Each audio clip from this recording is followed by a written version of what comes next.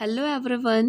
In this video we are going to talking about class 10th chapter 1st, the rise of nationalism in Europe. This is the part 12th of this chapter. In this video we will talk about Italy unification.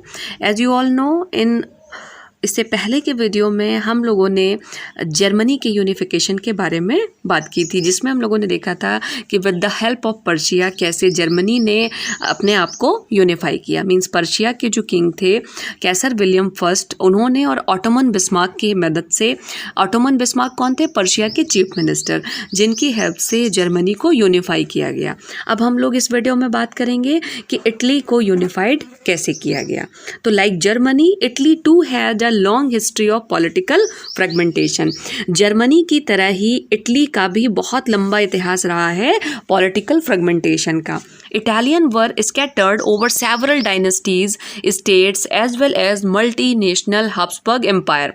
Italian जो थे वो एक पास नहीं थे, मतलब एक state में नहीं थे, वो कई साम्राज्यों में, कई डायनेस्टीज़ में बिखरे हुए थे। मल्टीनेशनल जो हब्सबर्ग एम्पायर था उसमें टुकड़ों में बटे हुए थे। तो during the middle of the 19th century Italy was divided into 7 states. 19th century के मिडिल में, मध्य में, 19वीं शताब्दी के मध्य में इटली को 7 स्टेट्स में बांटा गया। इटली को कितने स्टेट्स में बांटा गया? 7 स्टेट्स में। ठीक है, तो 19th century के मध्य में जो आपका इटली था उसे 7 स्टेट्स में डिवाइड किया गया। आप यहाँ पे देख सकते हैं 7 स्टेट्स में डिवाइड किया गया, ऑफ विच ओनली 1 सरदीनिया पाइडमेंट। और इसमें एक चीज़ इंपॉर्टेंट है कि ये जो 7 स्टेट में इटली को बांटा गया था, इसमें से सिर्फ एक ऐसा स्टेट था इटली का, 7 में से सिर्फ एक ऐसा स्टेट था, सरदीनिया पाइडमोंट, जहाँ पे सिर्फ इटली का राजा शासन कर रहा था by the Italian princely house. मतलब इटली को कितने 7 स्टेट्स में डिवाइड किया गया और सिर्फ एक राजा वहाँ पे इटली का शासन कर रहा था। बाकी सब अदर जगहों के अदर जो एम्पायर हैं वहाँ के राजा शासन कर रहे थे। तो अब आपको एक चीज़ याद रखनी है, Italy was divided into 7 states. Mid 19th century में इटली को 7 स्टेट्स में बांटा गया, और जिसमें से सिर्फ एक सरदीनिया पाइडमोंट ऐसा स्टेट था जहाँ पे इटली का राजा, मतलब खुद इटली का जो राजा था वो शासन कर रहा था। The north was under Austrian Habsburg. जो इटली का नॉर्थ का हिस्सा था, जो उत्तरी हिस्सा था, वहाँ पे ऑस्ट्रियन हब्सबर्ग एम्पायर का शासन था। The centre was ruled by pope, और जो मध्य इटली थी उसके ऊपर पोप का शासन था। And the southern reason were under the domination of Bourbon king of Spain. और जो इटली का दक्षिणी हिस्सा था, जो सदर्न रीजन था, वो किसके अंडर में आता था? वहाँ पे बॉर्बन किंग्स जो स्पेन के थे, स्पेन के बॉर्बन किंग्स का शासन था। Even the Italian language had not acquired one common form and still had many regional and local variation। और यहाँ तक कि इटली की लैंग्वेज भी नहीं थी और इटली के जो लोग थे उनमें बहुत सी विभिन्नताएं थीं। फिर देखिए, during the 1830 Giuseppe Mazzini had sought to put together a coherent programme for a unitary Italian republic. अब आपने देखा कि सबसे पहले जो गैसिपी मैज़नी थे, 1830 के समय पे गैसिपी मैज़नी ने क्या किया? पूरे इटली को एक साथ लाने के लिए उन्होंने एक प्रोग्राम चलाया। इटली को यूनाइट करने के लिए, उसको रिपब्लिक करने के लिए इन्होंने एक प्रोग्राम चलाया। तो he had also formed a secret society called young Italy. इसके बारे में हम लोग पहले भी पढ़ चुके हैं कि गैसिपी मैज़नी ने सीक्रेट सोसाइटीज़ सेटअप की थी और जिसे यंग इटली के नाम से जाना जाता था, और जिसमें इनका उद्देश्य ही था कि इटली को यूनिफाइड करना। The failure of revolutionary uprising both in 1831 and 1848 mean that the mental now fail on Sardinia Piedmont under its ruler King Victor Emmanuel II to unify the Italian state through war। अब आपने देखा कि 2 क्रांतियाँ हुई, एक 1831 में और एक 1848 में, जो कि हम लोग पहले जब हम लोगों ने गैसिपी मैज़नी के पे बात की थी तो हम देख चुके हैं। तो ये दोनों ही जो क्रांतियाँ थीं वो असफल हुई। ठीक है, और आपको पता है ऐसा क्यों हुआ? क्योंकि सिर्फ एक ही राजा ऐसा था जो इटली की तरफ से लड़ाई कर रहा था, किंग विक्टर एम्यूनियल सेकेंड, इनका नाम आपको याद रखना है। उस समय इटली के सर्दिनिया पाउडमेंट के राजा कौन थे? जो इटली के थे, नेटिव इटली के किंग थे, king Victor Emmanuel second, to unify the Italian state through war. अब इन्होंने कोशिश की कि युद्धों के द्वारा ये इटली को यूनिफाई करें। In the eyes of the ruling elites of this region a unified Italy offered them the possibility of economic development and political dominance. और जो इटली के विद्वान लोग थे उन्होंने ऐसा ऑफर, उनको ऐसा लगता था, इस रीजन के जो एजुकेटेड लोग थे, जो विद्वान लोग थे, कि अगर इटली खुद यूनिफाइड हो जाएगी तो ये तो इकोनॉमिक डेवलपमेंट और पॉलिटिकल डोमिनेंस की पॉसिबिलिटी ज़्यादा बढ़ जाएगी। चीफ मिनिस्टर कैवर, अब आपको पता है कि इटली का उस समय जो किंग थे एम्यूनियल सेकेंड जो किंग थे, ठीक है, एम्यूनियल सेकेंड, विक्टर एम्यूनियल सेकेंड का चीफ मिनिस्टर कौन था? कैवर, ठीक है। तो सर्दिनिया पाइडमेंट के जो चीफ मिनिस्टर थे mister Cavour, chief minister Cavour, who lead the movement to unified the region. तो चीफ मिनिस्टर कैवर ने क्या किया? इस मूवमेंट को लीड किया। Was neither a revolutionary nor a democrats, और चीफ मिनिस्टर जो कैवर थे वो ना तो एक रेवोल्यूशनरी थे और ना ही एक डेमोक्रेट्स थे।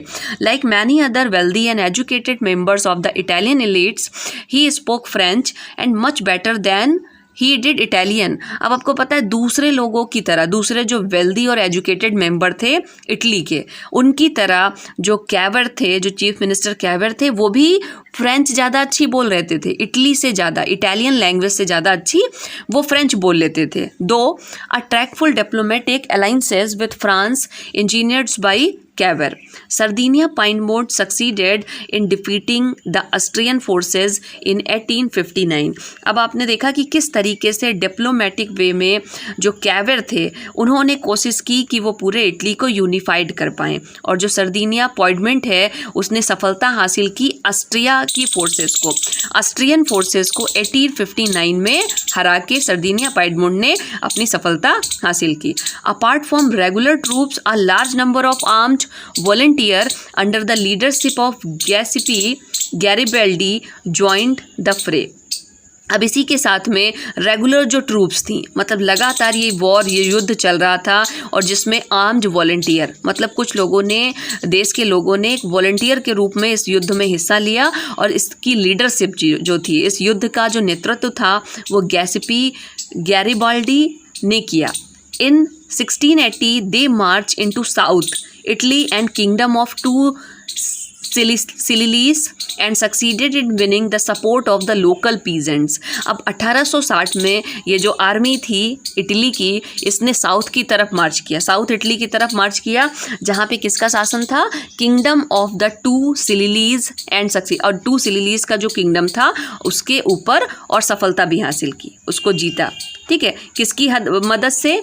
Winning the support of the local peasant in order to drive out the Spanish ruler. और उन लोगों ने लोकल जो पीजेंट थे, जो वहाँ के किसान थे, उनकी मदद से इस युद्ध को जीता। ठीक है, और किसानों को, ये स्पेनिश रूलर थे, जो आपका किंगडम था टू सिलिलीज का, ये किसका था? स्पेनिश किंगडम था, और इसको वहाँ के किसानों की मदद से हराया गया।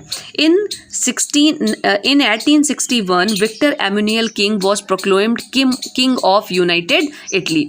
और 1861 में 1861 में विक्टर एम्यूनियल सेकेंड को इस यूनिफाइड इटली का, यूनाइटेड इटली का राजा घोषित किया गया। तो अब आपको पता चल गया कि 1861 में जो किंग विक्टर एम्यूनियल सेकेंड थे, उन्हें इटली का राजा बनाया गया। However much of the Italian population among whom rates of electricity were very high. जबकि जो इटली की पॉपुलेशन थी, जो इटालियन पॉपुलेशन थी, वहाँ पे इलिटरेसी बहुत ज़्यादा थी, जो असाक्षरता थी वो बहुत ज़्यादा थी, लोग बहुत ज़्यादा कम पढ़े लिखे थे। And remained blissfully unaware of liberal nationalist ideology. और वो लोग, ये जो लिबरल नेशनलिस्ट आइडियोलॉजी, जो एक नया राष्ट्रवाद की विचारधारा थी, ये लोग इससे अनअवेयर थे, इन्हें इसके बारे में नहीं पता था। The peasant masses who had supported Garibaldi in southern Italy had never heard of Italia. और वो किसान जिन्होंने दक्षिण में गैरिबाल्डी गारिबाल्डी की हेल्प की थी, सपोर्ट किया था वहाँ से स्पेनिश गवर्नमेंट को हटाने में, वो ये जानते ही नहीं थे कि इटालिया का मतलब क्या है, मतलब इटालिया क्या है उन्हें पता ही नहीं था।